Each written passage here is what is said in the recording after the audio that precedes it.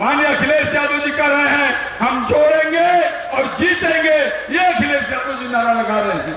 इसलिए साथियों हम आपसे कहना चाहते हैं, अपील विनम्रता पूर्वक कहेंगे, भारतीय जनता पार्टी के राज में कानून व्यवस्था पूरी तरीके से फेल हो गई। मिर्जापुर के प्रशासन के लोग जिस तरीके से समाजवादी पार्टी के कार्यकर्ताओं को उत्पीड़न कर रहे हैं, उससे भी मालूम हो गया है कि जिला प्रशासन के लोग सीधे भारतीय जनता पार्टी का एजेंट बन के काम कर रहे हैं। हम लोगों ने चुनाव आयोग से भी कहा, डीएम से भी मिलकर, एसपी से भी मिलकर इस बात की शिकायत की है।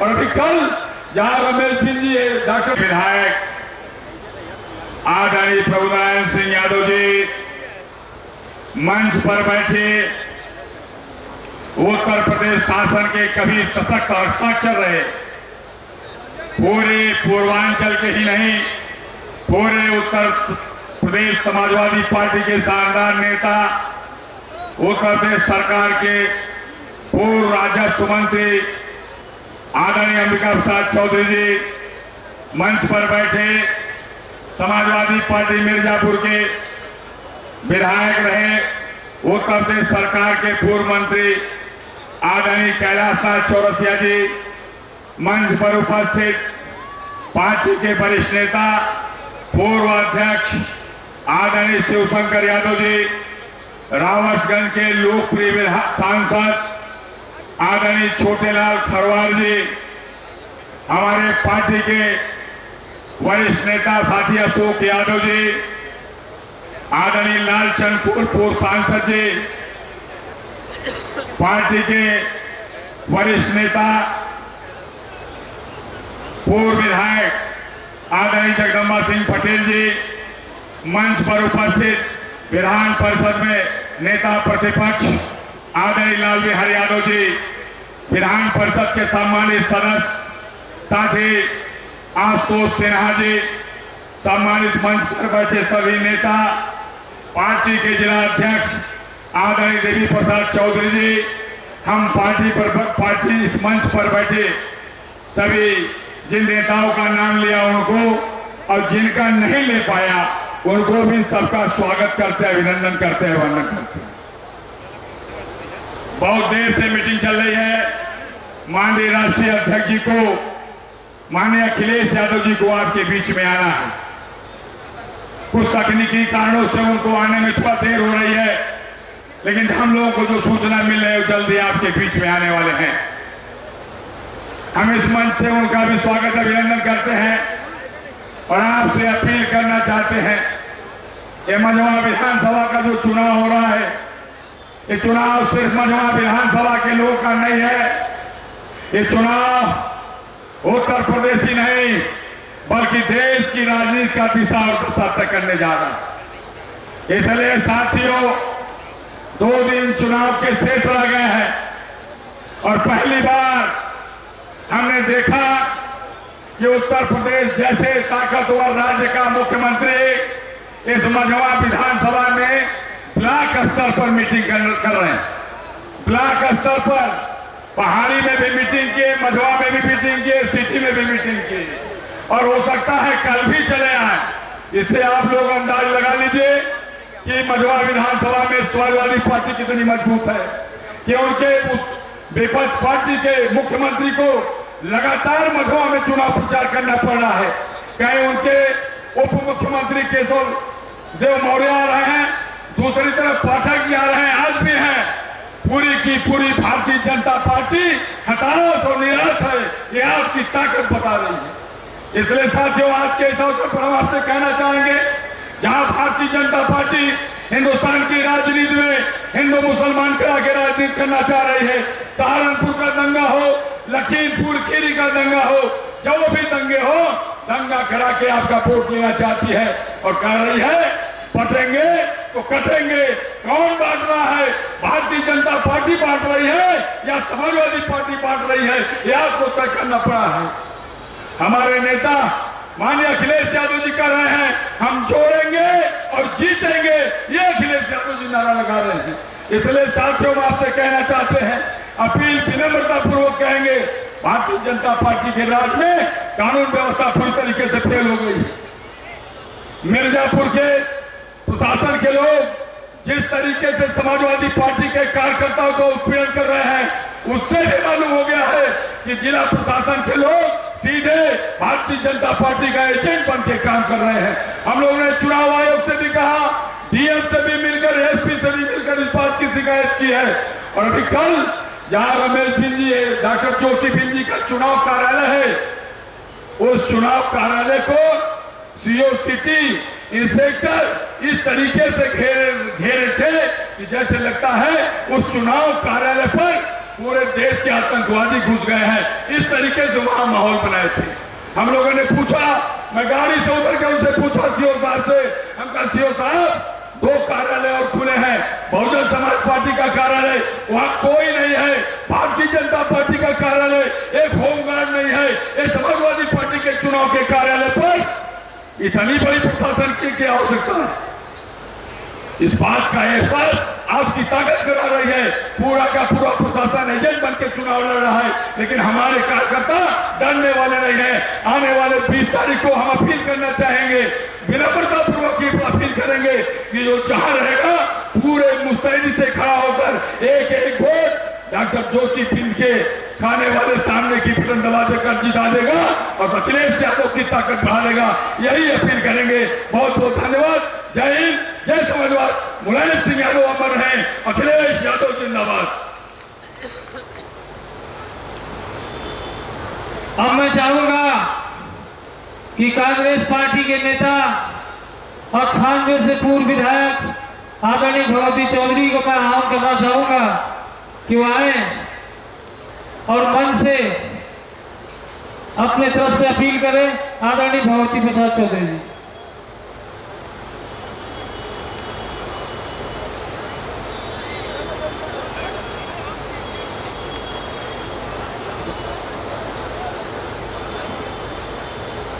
आज की जनसभा के कुशल संचालक भाई आदर्श यादव जी,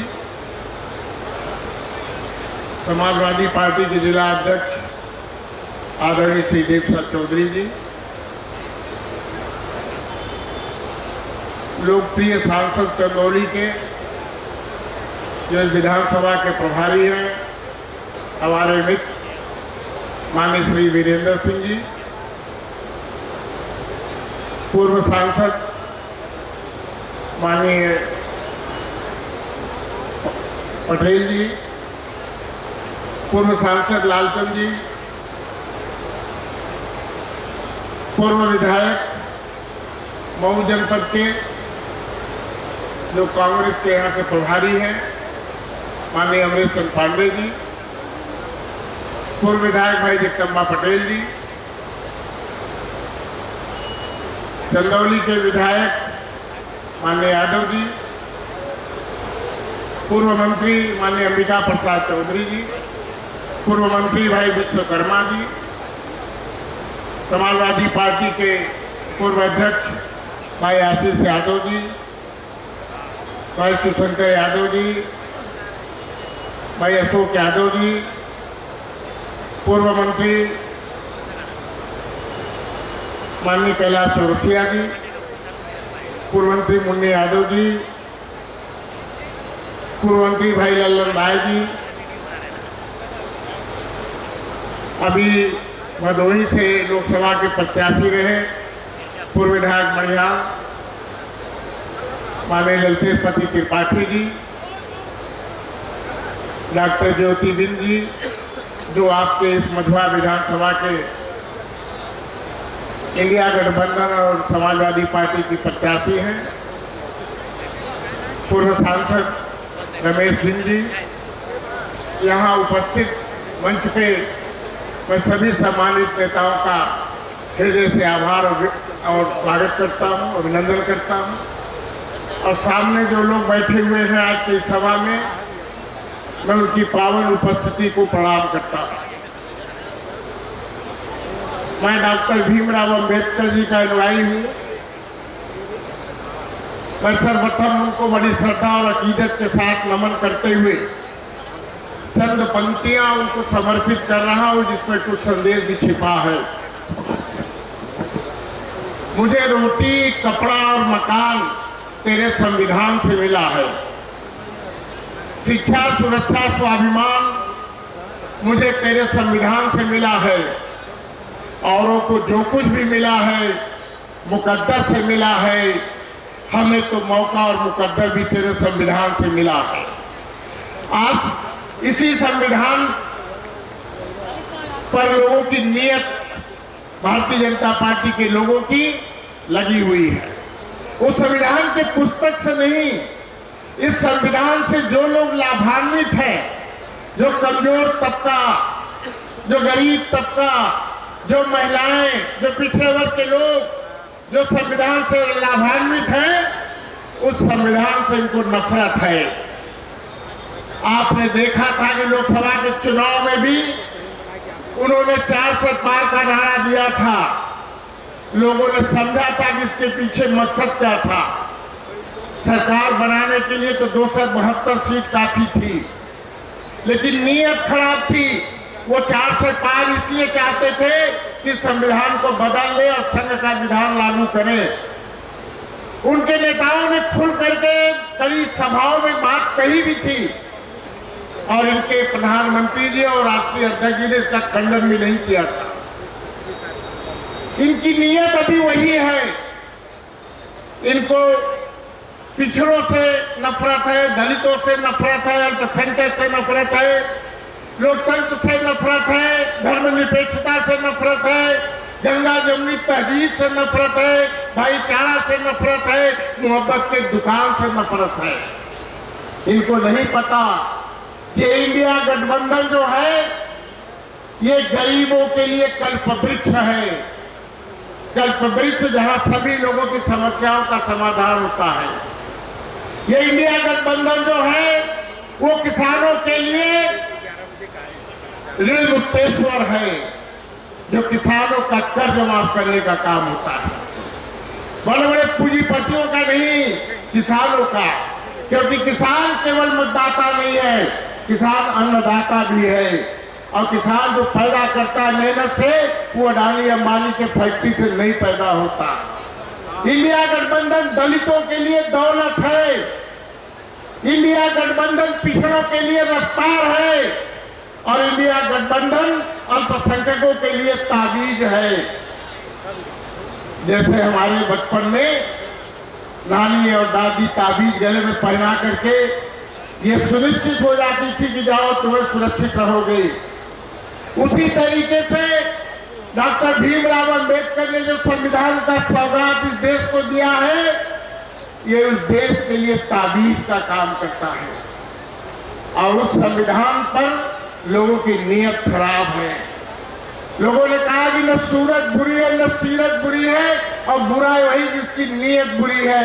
ये भारतीय जनता पार्टी के नेताओं की नीयत भी बुरी है और जबान भी इनका खराब हो गया है। ये कहते हैं कि बटोगे तो कटोगे। अरे ट्रिपल इंजन की सरकार आपकी है, डबल इंजन की सरकार आपकी है, बांटोगे तो आप, काटोगे तो आप किससे कह रहे हो? नेताओं का कभी इतना घिनौना बयान कभी आता था?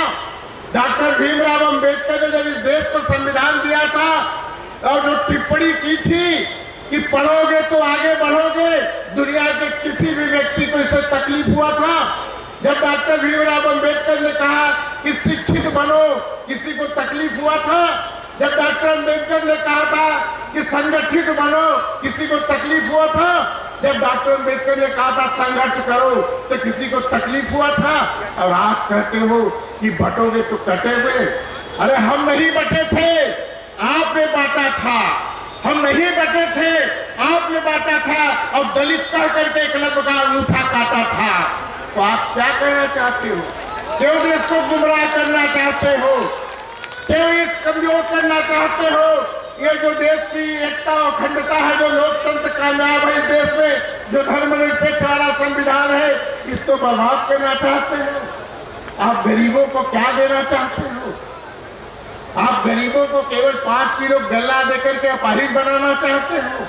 आप उनसे पूछे 5 किलो गल्ला से उनकी बेटी की सगाई हो सकेगी, विदाई हो सकेगी? आप शिक्षा को आप कहते हो कि बेटी बचाओ बेटी पढ़ाओ, कहां से कोई बेटी पढ़ाएगा? आपने शिक्षा को एकदम महंगा कर दिया कि कहां से कोई पढ़ाएगा।